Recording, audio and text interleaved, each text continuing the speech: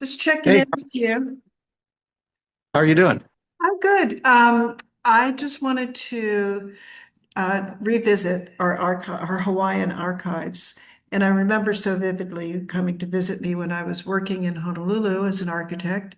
And you were a little bored because I was working during the day, and you did a real deep dive into all the traditional architecture we had there. And you started sketching these ideas about new Hawaiian architecture, and they were always so beautiful. Gesundheit. And I just wanted to share go and do a deep dive in the archives to see what they look like today. And they've been enhanced with AI now. So fast forward, 25 or 30 years, and here's what we have. So, okay, do you see that? I do. Great. Yeah, I was sort of interested in the architecture of Hawaii because it had to be kind of invented from whole cloth. There was no permanent architecture to be had. Um, the indigenous architecture were thatched roofs over, light, sort of stick framing, as it were. And so uh, when the town fathers wanted to give Honolulu a permanent look, after the sort of territorial period. Um, they sought out some of the better architects from New York. They actually sent their wives to find architects, and they brought back a bunch of architects including Bertram Goodhue, uh, who who had to look at this as a brand new kind of amalgam of the various cultures that had, you know, Hawaii was the crossroads of the Pacific, so there was both Eastern and Western influences, and so it's a very interesting problem. I just want to give a little intro as to why Honolulu and Hawaii is relevant here to our practice. I grew up in Honolulu, and my interest in architecture started uh, pretty much because we moved around a lot, I was exposed to a lot of different domestic architecture and different domestic arrangements. But when we got to Honolulu, I went to school in a David Adler uh, building that had been designed for the Dillingham family on the slopes of Diamond Head, and it became a girls' school, a Hawaii School for Girls at La Pietra, and it was modeled after the La Pietra in Florence. And David Adler was one of those mainland architects that as you say, the Hawaiian wives were urging their husbands to bring back and inform the new architecture in Hawaii. Here is me some years ago giving a lecture as an adult and practicing architecture to some people at La Pietra. And I just want to talk a little bit about some of the characteristics of Hawaiian architecture too. Long, low, flat eaves that extend out, and the water gets away from the foundations.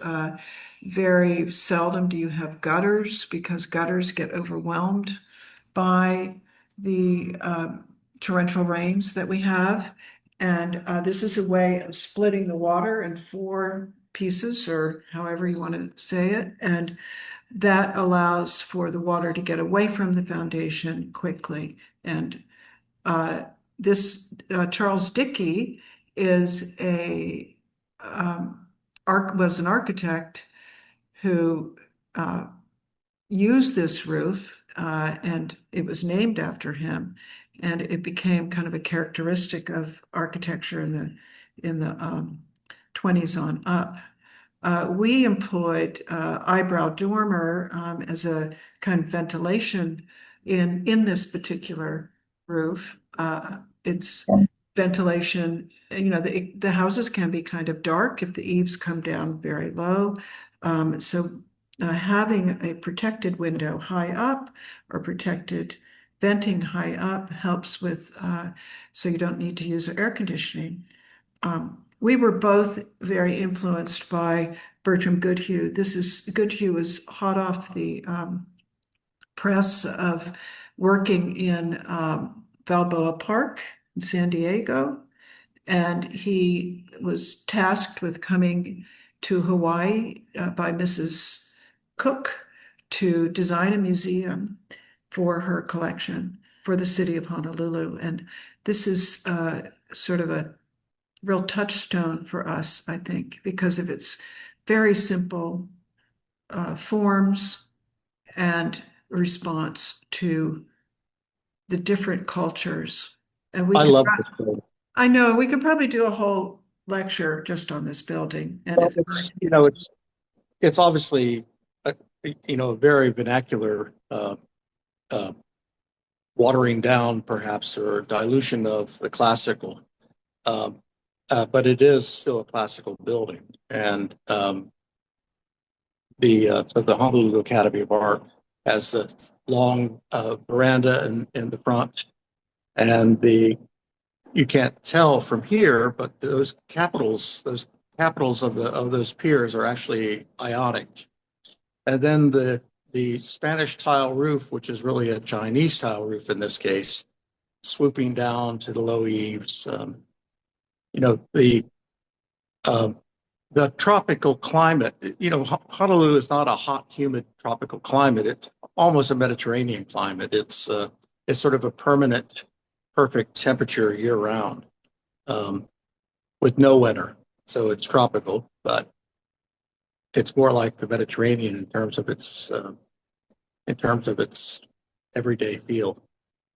It's funny you Um, should mention the Mediterranean on, the terrain and the weather changes so much island to island, and depending on what side of the island you are, so many sides of the islands are very hot and dry and don't get as much rain because they're on the wrong side of the mountains or the right side of the mountains. So yeah, there's a lot of different warm climate uh, conditions in but it's never Hawaii. hot. It's never sort of stiflingly hot like we get in the South of America or No. um, Well, the trade winds blow constantly. So this building, I'm sorry about the picture, it came off the internet, but and then it also has gardens. And maybe we do another video on this building because I know you and I are both just so enamored of what he did here, and it's um, such the orientation of the uses and how the collection was put together was just a genius move. So let's kind of move on to your gorgeous sketches, which I've always been so enamored of. Uh, why don't you talk a little bit about this? well, Sorry, this is AI has kind of distorted your pictures, but I think it's good to see the before and after. okay. Well, Honolulu was kind of a rough and tumble Western town in a way, and so these commercial buildings sort of look like maybe a Western frontier town, but in reality, they're kind of more of a Southeast Asian building. So these are sort of Chinese. This is a house, and this is a commercial building in Chinatown with residences above and shop below, um, just by homage to Hotel Street. How beautiful. And I love the way AI gave you some high rises in context. Uh, and always with the mountains as the backdrop, which you picked up in your sketch, which I thought was, uh, when you grow up in Hawaii, you take the mountains for granted because they orient you. We even have names for it. If you're going towards the mountains, you're going Mauka. It's like if you tell somebody to go somewhere, it's like go Mauka on Hotel Street, and people will know exactly what you're talking about. So it is sort of a local thing. Um, Tell me more about this. This is sort of a villa, and it obviously it's taken somewhat of its clues from Mediterranean architecture with the whitewashed stucco over lava rock walls. Um, the termites are ferocious, so masonry is the choice unless you're using the redwood from the Pacific Northwest, which is impervious to termites. It's the only reason there are any wooden buildings in Hawaii is the redwood from the Pacific Northwest. The But old growth redwood, yeah. yeah, so this is the sort of a villa with this tower. It could be in Spain, or it could be in Macau. It could be in uh, any of the Far Eastern colonies of Western powers. Yeah, this has a fortress-like aspect to it as well that I think gives you this piano nobile that you've incorporated, which you don't necessarily see. This is really stunning. The curious thing about AI, I drew a little Porsche uh, Targa, a 1972 Porsche 911 Targa, because you happen to own one. And AI put in a Jaguar XK yes, it looked. The other one looked. This one looks more upscale. Maybe. It's very cute, though. I love this building. Now, this looks very Montecito to me. I did this as kind of a town hall for Kauai. I figured they needed a new city hall, and so it has that. It's probably a Spanish precedent as well, but the Spanish is the cowboys of Hawaii came from Mexico initially, as well as all the traffic that would come through the Panama Canal brought Spanish influence, as well as this large Portuguese community. So the Mediterranean flavor is not out of place. It has its antecedents. So this is a Yeah, little, it's you know, you have a little reference to when you talk about this as territorial architecture, like exactly. Panama. And it's usually in warm weather climates, a response, kind of a universal response to warm weather climates. Broad eaves, lots of shade, lots of ventilation. Same thing here, although on a very much modest scale. This one has the upper level veranda all the way four sides, and then on a masonry box with the, you know, uh, raised off the ground on a sloping site. The four vents at the top are, again, a sort of a modification of the dickey roof with the eave vents. Mhm.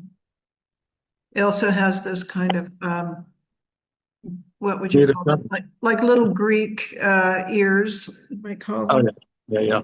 Little Greek ears and Bermuda shutters for shade. Yes, constantly seeking shade. Oh, a church. Again, I was thinking Kauai here, but you know, a sort of a you know Portuguese Catholic church in in a kind of a heavy masonry base with the timber hip roof above, and of course the bell tower. It's so funny what AI has done to it. Didn't realize it was a section, so it interpreted a lot of this as uh, brackets, I guess. You see that? Yeah, here. So funny. Oh, this is my sort of German rationalist villa, uh,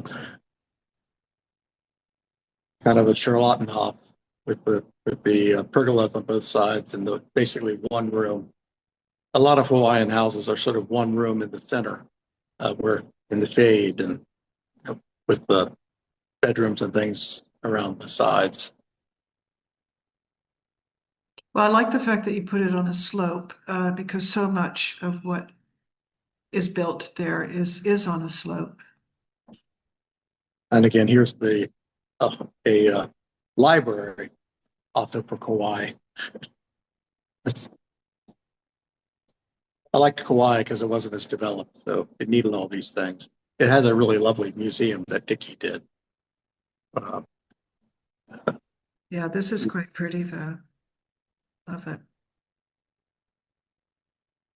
oh, here's a little more modest villa. This is the one in kind of a uh, Might be you in know, Kaimiki. yeah, Kaimaki. It's just sort of a or Eva. It's really kind of a little modest with a little viewing tower. Kind of started as a little bungalow there in the bottom, and then kind of grew a second story and a little tower afterwards. What's this little thing sticking up? That's the little tower. Oh, and I put a little flagpole up there. Come on, you know, a little The flag. flagpole? Okay.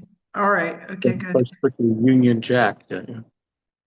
This is Oh, this is what AI did to a house that I designed for a client. The house doesn't have anything to do with stone being held up like that on the lintels, but kind of and interesting. You do see those broad eaves and the big distinguishing uh, eyebrow window and the two kind of pavilions on either side.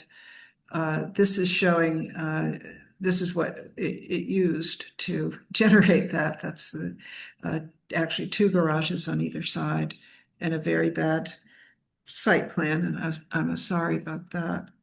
And a site section that goes through with, you could see with the trusses. And as Richard said, it's one big room on the interior with kind of flanking rooms to shade the interior. So let's see what I have. That's it, I think. Uh, well, okay. Well, yeah. thank you for this little trip down the Hawaiian memory lane. Well, I you're appreciate that. welcome. We have a That's few what you minutes if tried. you wanted to uh if you were to I think one of the things that I was thinking about this monkey pod tree that we just planted in our little yard here in Florida.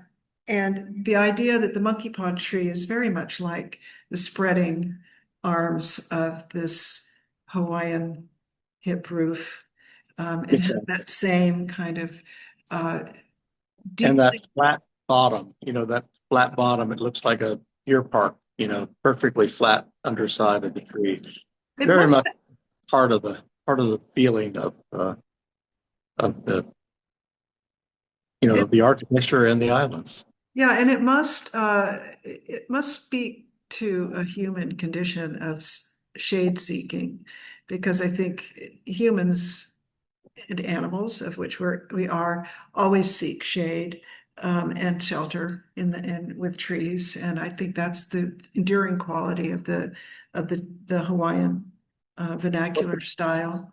It's a great pasture tree because it's called the rain tree because when it rains, the leaves close up and the water can get down underneath the tree, and so the grass grows. So it isn't barren underneath the tree, and so cattle love to stand under it. There was another Hawaiian tribute that we forgot all about. My very first Morgan, I replaced the dashboard with the koa wood dashboard in honor of you, if you do remember. Mhm. I do. Koa being the local hardwood, sort of the local replacement for mahogany. Well, I think we'll end with h- how grateful I am that when you came to visit me, that through the photographs you took where you were editing, your eye was capturing the things that appealed to you. So it was a curated view of Honolulu. Plus these sketches that you then generated. I think you really gave me a deeper appreciation of the architecture we had there.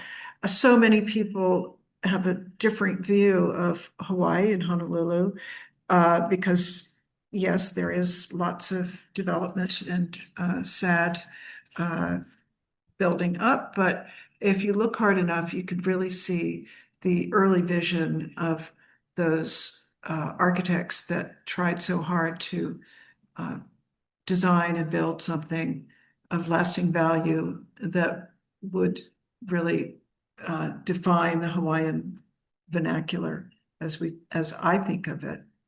It could have been paradise, but now it's just Waikiki. Yeah, exactly. I think I might attach to the end of this video a contemporary Hawaiian house that you and I both designed. We were approached by a real estate broker who had a site on a extremely, I mean, it was almost vertical, this site. And she was trying to sell this lot, and we said, "Oh, don't worry, we'll design a house for it." So we did design a house for it, and frankly, our very talented video artist that we have, Svetlana, has made it into an incredible video. So I think we'll end with that, and I'll say goodbye and see you Okay. next.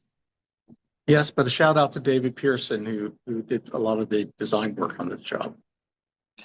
On the video that you're about to see. Yes, David worked very closely with us, and then Svetlana made it into a video. It really takes a village here, with Richard, lead designer, but it then gets fed into the studio and it becomes something even better. So I will say goodbye. Bye, Ann. Bye.